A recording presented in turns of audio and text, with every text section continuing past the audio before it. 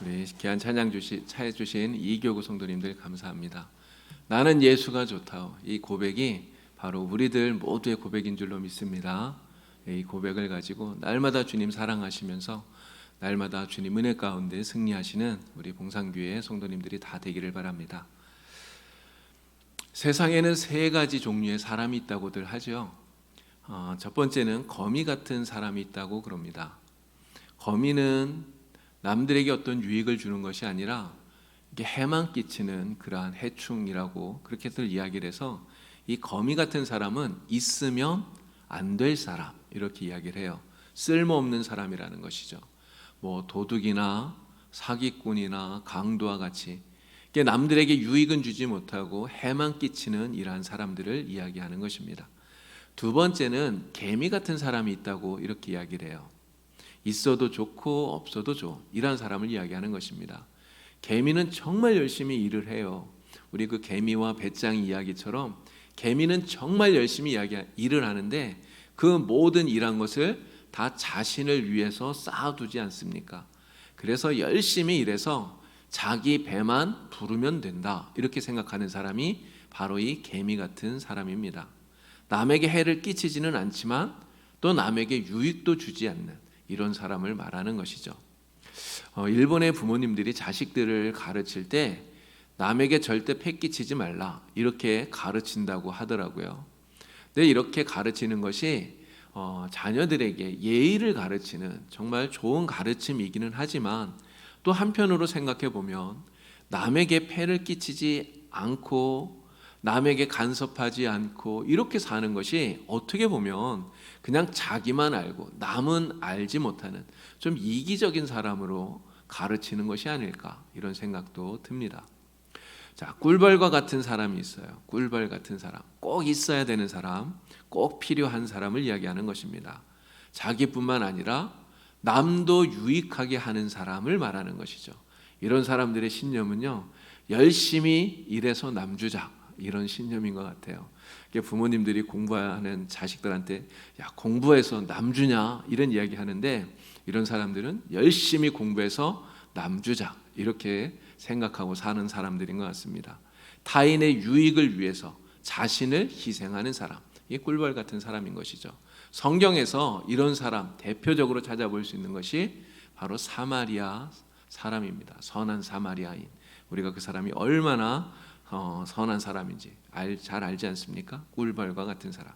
근데 오늘 말씀 속에 나오는 이 오네시모는요, 이전에는 거미 같은 사람이었어요. 이전엔 거미 같은 사람이었는데 이제는 꿀벌과 같은 사람으로 완전히 바뀌었다고 이렇게 바울이 이야기를 합니다. 전에는 무익한 사람이었는데 이제는 바울과 또 빌레몬 모두에게 유익한 사람이 되었다 이렇게 이야기를 해요.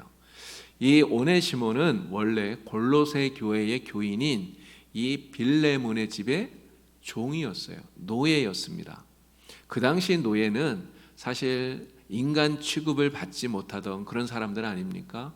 그런 이 오네시모가 정확한 이유는 사실 잘 모르겠어요. 성경에 이제 정확한 이유가 나오지는 않지만 어떤 이유에서인지 이 주인인 빌레몬의 집에서 도망을 쳤다는 것이죠. 근데 그 도망을 친 이유가 아마도 이 주인의 집에 어떤 큰 잘못을 했던가 아니면 어떤 큰 피해를 입혔든가 아니면 주인의 집에서 재산을 훔쳤든가 이게 정확한 이유는 알지 못하지만 어쨌든 이 오네시모는 빌레몬의 집에서 도망을 쳤다고 하는 거예요. 오네시모라고 하는 이 사람의 이름의 뜻은 유익한 사람이라는 뜻입니다. 유익한 사람. 그런데 이 오네시모가 살아온 그 인생을 보면 이름과 전혀 상관이 없는 이름대로 살지 못한 이런 모습을 보게 되는 것이죠. 빌레몬에게 유익을 주는 것이 아니라 오히려 해를 끼치는 그러한 사람이 되었던 것을 알 수가 있어요. 이런 오네시모가 이 빌레몬의 집에서 도망을 친 후에 이제 도망자가 되어서 막 이곳저곳 흘러 가다가 로마까지 들어가게 된 거예요. 그런데 로마에 가서도 아마도 이 빌레몬이 뭐 정직하게 바르게 이렇게 살지는 못했던 것 같습니다. 늘 똑같은 그런 모습으로 살았겠죠. 또 여러 가지 아마 죄도 지었던 것 같아요. 그러다가 보니까 결국은 붙잡혀서 감옥에 갇히게 된 것 같아요. 그래서 로마의 감옥에 갇혀서 바울이 수감되어 있는 그곳까지 이 오네시모가 오게 되었다는 것이죠. 그런데 이 감옥에서 오네시모는 바울을 만남으로 인해서 그의 인생이 180도 완전히 달라지게 됩니다. 바울을 통해서 복음을 들었어요. 예수를 믿게 되었다는 것이죠. 그리고 새 사람이 되어서 바울을 도와 이제는 복음 사역에 힘쓰는 사람이 되었습니다. 바울이 오네시모를 자신의 동역자라고 불러요. 동역자라고요. 오네시모가 이전에는 모든 사람들에게 무익한 자였는데 이제는 그의 이름의 뜻처럼 모든 사람들에게 유익을 주는 그러한 사람으로 거듭나게 된 것입니다. 바울은 이 오네시모를요, 갇힌 중에 낳은 아들이다 이렇게 말합니다.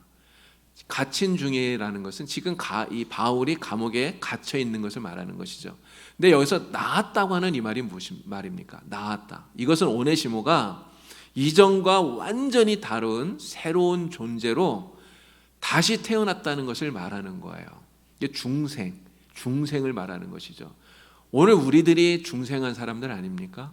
오늘 우리가 바로 예수를 만남으로써 새롭게 태어난, 주님 안에서 새로운 태어남을 경험한 사람들인 거죠. 바로 전에는 죄를 짓고 도망친 노예였는데 오네시모가 이제는 이 모든 것이 변화되어서 새로운 존재가 되었다는 거예요. 바울은 이 오네시모를 또 신실하고 사랑을 받는 형제다 이렇게 불러요. 골로새 교회에 편지를 보냈는데 이 골로새 교회에 보낸 편지 가운데 골로새서 4장 9절에 이 말씀이 나옵니다. 오네시모를 향해서 신실하고 사랑을 받는 형제 이렇게 불러요. 여러분, 바울에게 신실하다, 사랑을 받는 형제다, 여러분 이렇게 칭함을 받는다는 것이 얼마나 귀한 일인가요? 바울이 오네시모를 얼마나 신실하게 또 신뢰하고 사랑했는지 이 말 속에서 우리가 잘 알 수 있는 것이죠. 그만큼 이 오네시모의 삶이 이전과 180도로 완전히 달라지게 되었다는 거예요. 자, 그러면 오네시모는 어떻게 해서 이러한 변화를 얻게 되었느냐 하는 것입니다. 이 변화를 가능하게 한 것, 그것이 무엇일까요? 그것이 바로 복음이에요. 복음의 힘이 오네시모를 바꾸었다는 것입니다. 오네시모는 이 바울을 만나서 복음을 들었어요. 그래서 모두에게 무익하고 죽을 수밖에 없었던 죄인인 자신을 예수님께서 자신을 위해 죽으시고 자신을 용서해 주셨다고 하는 이야기를 듣게 된 것이죠. 죄인은 자신을 대신해서 예수님이 십자가에 못 박히셨다는 소식을 들었어요. 참으로 기쁜 복음을 들은 것입니다. 그리고 죄인인 자신을 예수님을 통해서 하나님께서 자녀로 삼아 주셨다는 이야기를 듣게 된 거예요. 그리고 영원한 천국, 영생을 선물로 주셨다는 이야기를 바울을 통해서 듣게 된 것입니다. 이 이야기를 들었던 오네시모는 노예라고 말씀드렸잖아요. 아무도 인간 취급해주지 않고 정말 사람처럼 대접해주지 않는 그러한 노예인 이 오네시모를 자신을 위해서 하나님이 이러한 사랑을 베푸셨다는 그 이야기를 들으면서 오네시모의 삶이 바뀌게 된 거예요. 이게 바로 복음의 능력이라는 것 아니겠습니까? 복음은 사람을 변화시키는 이런 엄청난 힘을 가지고 있는 거예요. 복음은 다이너마이트처럼 그것을 듣고 받아들이는 사람의 그 심령 속에서 폭발한다고 하는 것이죠. 그래서 옛사람은 십자가에서 그리스도와 함께 죽게 만들고 그리고 그리스도와 함께 완전히 새로운 사람으로 거듭나게 만드는 것, 이것이 바로 복음의 능력인 것입니다. 이처럼 복음은요, 사람을 새롭게 만들어요. 여러분도 이 복음을 듣고 이러한 경험을 하지 않으셨습니까? 아까 우리 이교구 성도님들 찬양하셨잖아요. 나는 예수가 좋다고. 여러분, 왜 예수가 좋다는 이러한 고백을 하십니까? 여러분, 왜 예수가 좋아지셨죠? 복음을 들었기 때문이에요. 복음이 우리에게 들려졌기 때문이에요. 그 복음을 우리가 믿었기 때문이에요. 그 복음을 믿는 순간 우리의 삶이 바뀌고 변화되어지면서 내가 하나님의 자녀라는 것을 깨닫게 되고 정말 나에게 이러한 새 생명을 주신 그 주님이 나는 너무나 감사하고 정말 주님을 사랑할 수밖에 없다고 우리는 고백하게 되는 것이죠. 이 복음이 우리에게 이러한 은혜를 주고 있는 것입니다. 찬송가 305장 나 같은 죄인 살리신, 여러분 이 찬양 정말 좋아하시지 않습니까? 나 같은 죄인 살리신 주 은혜에 놀라워. 이 찬양의 가사를 지은 존 뉴턴이라고 하는 사람이 있잖아요. 이 사람의 원래 직업은 노예 상인이었어요. 그러니까 아프리카에 가서 흑인들을 잡아다가 유럽에서 노예로 파는 이러한 노예 상인이었던 것이죠. 그랬던 이 뉴턴이 자신의 그러한 잘못을 복음을 통해서 깨닫게 되고 그리고 주님 앞에 회개하게 됩니다. 자신을 구원해 주신 이 하나님의 사랑이 얼마나 놀라운가, 얼마나 크신가를 깨닫게 된 거예요. 그리고 지은 찬양의 가사가 바로 이 305장 나 같은 죄인 살리신 이 찬양이었던 거죠. 나 같은 죄인 살리신 그 은혜에 놀라워 잃었던 생명 찾았고 광명을 얻었네. 얼마나 주님의 은혜가 놀랍고 얼마나 주님의 은혜가 정말 그 감격스러웠으면 이러한 찬양에 자신의 이 마음을 담았겠습니까? 우리나라 초기 기독교 역사에서 빼놓을 수 없는 인물 가운데 김익두라고 하는 목사님이 계셔요. 우리 대한예수교 장로회 총회장을 역임하기도 했던 분입니다. 근데 이 김익두 목사님께서 1874년도에 황해도 안악이라고 하는 굉장히 부잣집에서 태어났다고 그래요. 그런데 13살 되던 해에 아버지가 돌아가십니다. 근데 아버지가 돌아가시고 나니까 그 이후에 차츰 집안에 가세가 기울면서 굉장히 몰락하게 되었어요. 그래서 20대 그 젊은 나이를 술을 마시면서 완전히 깡패가 되어서 방탕한 세월을 보내게 되죠.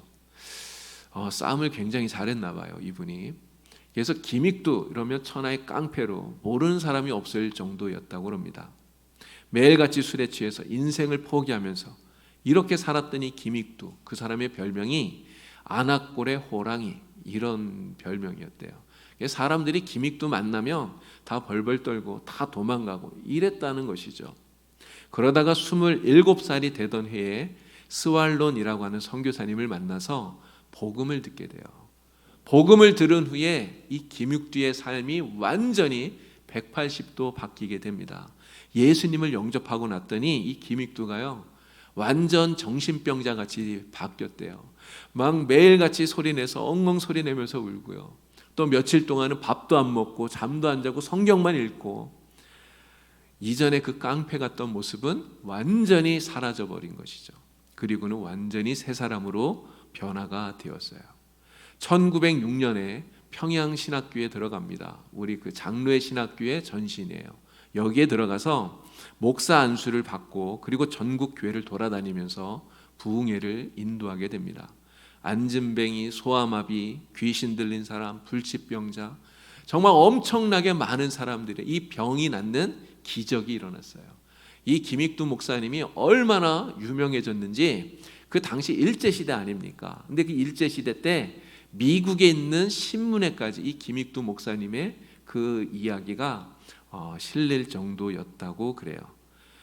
하나님께서 이 김익두 목사님을 통해 300만 명이나 되는 사람들을 예수님께 돌아오게 하는 이 엄청난 역사를 이루시는데 도구로 주님이 쓰신 것이죠. 이 김익두 목사님에게 얽힌 재밌는 일화가 있는데요. 예전에 제가 우리 새벽 예배 때 한번 말씀드렸던 기억이 나요. 이 김익두 목사님이 부흥회에 참석을 하려고 산길을 걷다가 너무 더워서 이렇게 웃옷을 벗어놓고 잠깐 이렇게 땀을 식히고 있는데 그 산꼭대기에 근데 나중에 올라온 어떤 사람이 있었는데 이분이 술이 취해가지고 낮술이 취해서는 올라와서는 김익두 목사님을 보더니 그냥 다짜고짜 너 왜 나보다 일찍 올라왔냐고 이러면서 김익두 목사님을 한 대 치더랍니다. 그러면 막 때린 거예요. 근데 이 목사님이 그 때리는 것을 그냥 그대로 다 맞았대요. 다 맞고는 이제 한참 있다가 안 때리니까 형님 다 때렸습니까? 이렇게 물었대요. 그랬더니 술 취한 사람이 야, 다 때렸다. 어쩔 거야? 막 이렇게 이제 이야기를 하니까 김익두 목사님이 그렇게 말씀을 하셨대요. 형님, 예수는 내가 믿고 복은 형님이 받으셨군요. 이렇게 이야기를 하더래요. 이 사람이 이게 무슨 말인지 모르잖아요. 무슨 말인지 몰라서 어안이 벙벙하니까 내가 바로 김익두요 이렇게 이야기를 했더니 김익두라는 말을 듣고는 정신이 번쩍 나서 아이고 죄송합니다, 잘못했습니다 막 이렇게 빌더래요. 그래서 이 김익두 목사님이 그 사람을 데리고 그 부흥에 함께 참석을 해서 이분이 은혜를 받고 결국은 나중에 장로가 되었다고 하는 이런 일화가 이 목사님에게 전해져 내려옵니다. 복음이라고 하는 것은요, 이렇게 사람을 완전히 변화시키는 놀라운 능력을 가지고 있다고 하는 것이죠. 오늘 우리가 전하는 복음, 우리가 지금 가지고 있는 복음, 내 안에 있는 복음이 바로 이러한 능력을 가지고 있는 거예요. 우리를 변화시켰고 우리를 감화시켰고 우리에게 은혜를 준 이 복음, 이제는 우리가 이 복음을 누군가에게 우리는 전해야 된다고 하는 것이죠. 복음을 전하는 우리는 사실 부족하고 연약합니다. 내가 누군가에게 복음을 전했다고 해서 내가 그 사람을 변화시킬 수 있는 게 아니잖아요. 우리는 전도할 때 내가 말을 잘하면 누군가를 설득시켜서 그 사람을 예수 믿게 만들 수 있다고 생각을 해요. 그러나 사실 그렇지 않습니다. 내가 말을 잘해서 그 사람이 설득당해서 예수 믿는 게 아니에요. 복음의 능력이 그의 마음을 변화시키고 그를 주님께로 인도하는 것입니다. 나는 부족하지만, 나는 연약하지만 그래도 이 복음의 능력을 믿고 우리를 통해서 이 놀라우신 역사를 이루신 하나님을 믿고 우리는 복음을 들고 나가는 것이죠.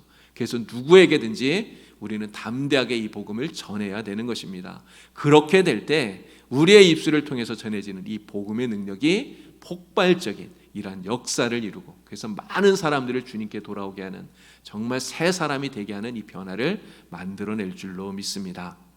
바울은 이 복음을 어떤 장애가 있어도 어떤 어려움이 있어도 굴하지 않고 끝까지 전했다는 것이죠.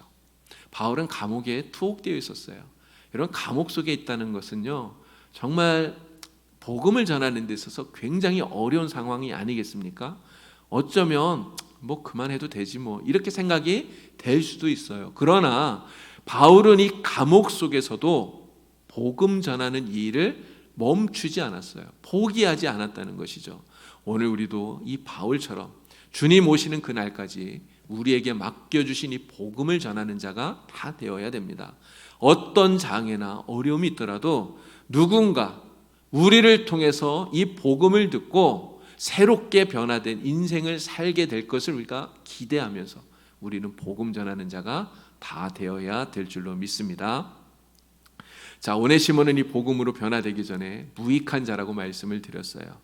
근데 사실 오네시모만 그런 것이 아니에요. 오네시모만 복음을 듣기 전에 무익한 자가 아니라 사실은 세상 모든 사람들이 다 마찬가지라고 하는 것입니다. 여러분, 하나님을 알지 못하는 사람은 누구를 위해 살까요? 하나님을 알지 못하는 사람은 다 자기 자신을 위해서 살아요.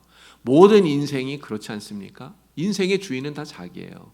내가 잘 되지 않으면, 내가 행복하지 않으면 사실 소용이 없는 거예요. 예수 믿지 않는 사람에게는 그렇다는 것이죠. 오로지 자신의 행복과 만족을 위해서 살아요. 내가 행복하기 위해서 일하고 애쓰고 있는 것입니다. 그러다 보니까 자기의 유익을 위해서, 내 만족을 위해서, 내 행복을 위해서는 때로는 다른 사람들에게 피해를 주기도 하는 거예요. 때로는 거미 같은 사람이 되기도 하고 때로는 개미 같은 그런 사람이 되기도 하는 것이죠. 주님을 알지 못하기 때문에 주님께는 전혀 유익함을 주지 못하는, 그냥 주님께는 무익한 사람들, 이게 복음을 알지 못하는 사람들의 모습이라고 하는 것입니다. 그러나 오네시모는 새롭게 거듭난 후에 주님께 유익한 사람이 되었어요. 오네시모가 바울과 빌레몬에게 유익한 사람이 되었다고 말하잖아요. 이것은 바로 주님께 유익한 사람이 되었다, 그런 이야기인 것입니다.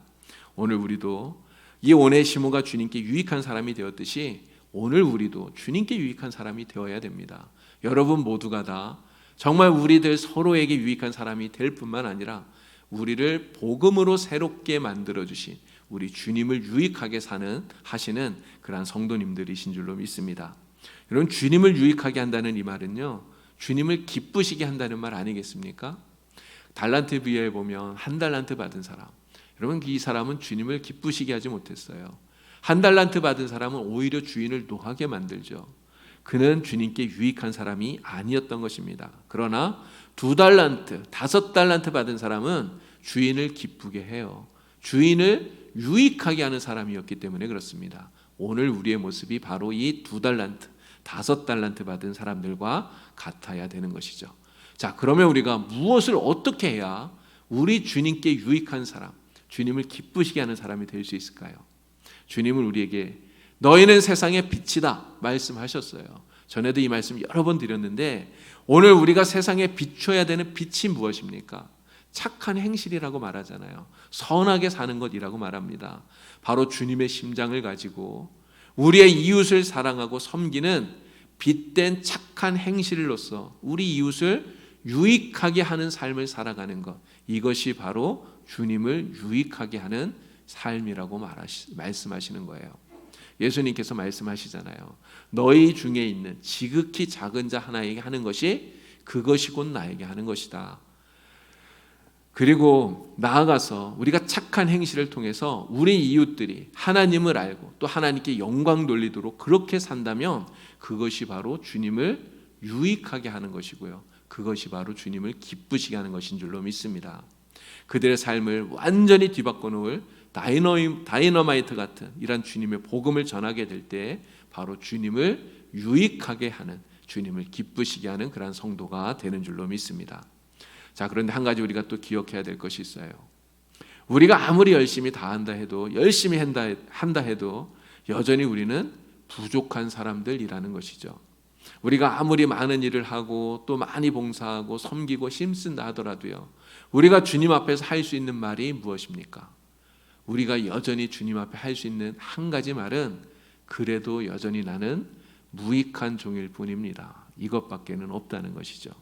나를 구원하시기 위해서 보좌를 버리시고 십자가 위에서 내 대신 피 흘리시고 죽으신 주님이 행하신 그 일에 비하면 우리가 행하는 일들이 아무리 많아도 사실은 비교할 수 없기 때문에 그런 것입니다. 그러나 너무나 감사하게도 주님께서는 그런 우리를 여전히 유익한 자로 인정해 주신다는 거예요. 주님을 위해서 최선을 다해서 성실하게 착한 행실로 이웃의 유익을 구하면서 복음을 전하면서 살아가는 우리를 우리 주님께서 오네시모처럼 유익한 자로 여겨주시니 정말 감사한 일인 것이죠.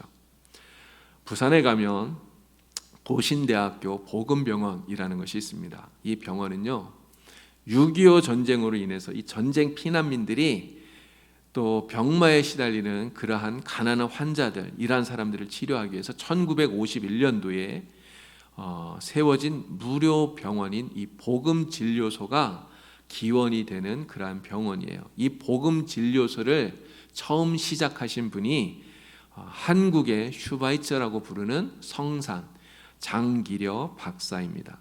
이 장기려 박사님께서 경선 의전에 입학할 때 하나님 앞에 드린 서원이 있대요. 하나님과 약속한 것이죠. 가난하고 헐벗은 불쌍한 환자들의 의사가 되겠다. 이러한 다짐을 했다고 합니다. 하나님하고 했던 이 약속을 평생 동안 지키기 위해서 정말 열심히 노력했던 사람이 바로 이 장기려 박사예요. 평생 동안 의사 한 번도 보지 못하고 죽어가는 사람들, 그들을 위해서 내 평생을 바치겠습니다. 하나님 앞에 이렇게 서원을 하고요. 그분이 80평생을 살았는데 80 평생을 정말 어려운 이웃들을 위해서 살았다고 그래요. 그래서 6.25 전쟁으로 인해서 남으로 내려오고 난 이후에 이 부산에서 무료 진료기관인 이 복음병원을 설립을 하고 그리고 25년 동안 원장으로 봉직하면서 정말 의료 혜택을 받지 못하는 많은 사람들을 위해서 의료 복지 혜택을 주는 이러한 일들을 했던 것이죠. 청십자병원, 한국 청십자 사회복지회 이런 것들을 설립을 해서 많은 일들을 하셨다고 합니다. 죽을 때까지 정말 사람 살리는 일을 위해서 애쓴 분, 또 모든 재산을 자기 자녀가 아니라 어려운 이웃을 위해서 나누어 주었던 그러한 삶을 살았던 분입니다. 이분이 죽기 전에 이제 유언을 하나 남겼는데 이렇게 유언을 했대요. 내가 죽으면 나의 묘지에 주님을 섬기다 간 사람, 이렇게만 적어달라, 이렇게 이야기를 했다고 합니다. 이 장기려 박사님은 정말 모든 것을 가난한 이웃들에게 베풀고 자기 자신을 위해서는 아무것도 남기지 않았던 그러한 한국의 슈바이처라고 부르는 정말 훌륭한 삶을 살았던 분인데요. 정말 하나님께 유익한 사람, 이웃들에게 유익한 사람, 그래서 우리 주님을 기쁘시게 했던 사람이라고 말씀드릴 수 있습니다. 자, 오늘 나는 주님을 기쁘시게 하는 사람인가, 아니면 나 자신을 기쁘시게 하는 사람인가? 우리는 스스로를 잘 점검해 보아야 되죠. 나 자신의 인생을 위해서 사는가, 주님을 위해서 사는가, 주님의 유익을 위해서 구하며 사는가, 아니면 나의 유익을 구하며 사는가? 우리는 깊이 생각해 보아야 되는 것입니다. 오네시모가 주님을 만나서 변화가 되었듯이 오늘 우리도 우리 이웃과 주님을 위해서 헌신하면서 기쁘게 살아간다면 정말 주님께서 우리를 유익한 자로, 주님을 기쁘시게 하는 자로 인정해 주시고 우리를 위해서, 우리에게 하나님께서 큰 은혜를 베풀어 주실 줄로 믿습니다. 오네시모의 이름이 유익한 사람이다, 이렇게 말씀드렸죠. 여러분, 이 오네시모의 이름이 오늘 우리의 이름이 되면 좋겠다, 이런 생각을 해봤어요. 우리 이름이 다 다른 이름을 가지고 있는데 뭐 김오네시모, 박오네시모, 이오네시모, 이런 이름이 다 되면 좋겠다, 이런 생각이 들더라고요. 우리 옆에 계신 분들 한번 보시고 한번 이름을 한번 불러주세요. 김오네시모님 인사 한번 해보실까요? 이렇게. 네. 예. 정말 우리의 이름이 오네시모가 되도록 정말 유익함을 주는 우리 이웃과 우리 주님께 유익함을 주는 그러한 성도가 다 될 수 있길 바랍니다. 세상 속에서 빛된 선한 행실로서 이웃의 유익을 구하고 날마다 주님을 기쁘시게 하는 복된 삶을 살아가는 우리 모두가 되기를 주님의 이름으로 간절히 축원을 드립니다. 기도드리겠습니다. 하나님 아버지, 오늘 우리를 하나님의 자녀 삼아 주시고 하나님을 위하여 살아갈 수 있도록 은혜를 베풀어 주시니 감사합니다. 우리가 주님을 알기 전에 우리는 나 자신의 유익과 만족을 위해서 살던 사람들이지만, 그러나 이제는 주님을 위하여서 또 우리 이웃을 위하여서 살아가는 우리 이웃과 주님께 유익을 주는 사람인 줄 주여 믿습니다. 우리가 정말 이러한 삶을 살아갈 수 있도록 주님께서 도와주시고, 오늘 우리가 오네시모와 같은 유익한 사람이라는 이 이름을 가진 사람으로 살아갈 수 있도록 성령께서 인도하여 주시옵소서. 그래서 날마다 주님을 기쁘시게 함으로 우리의 삶이 더욱더 큰 은혜와 기쁨으로 충만해질 수 있게 하나님 인도해 주시옵소서. 예수님의 이름으로 기도드리옵나이다. 아멘.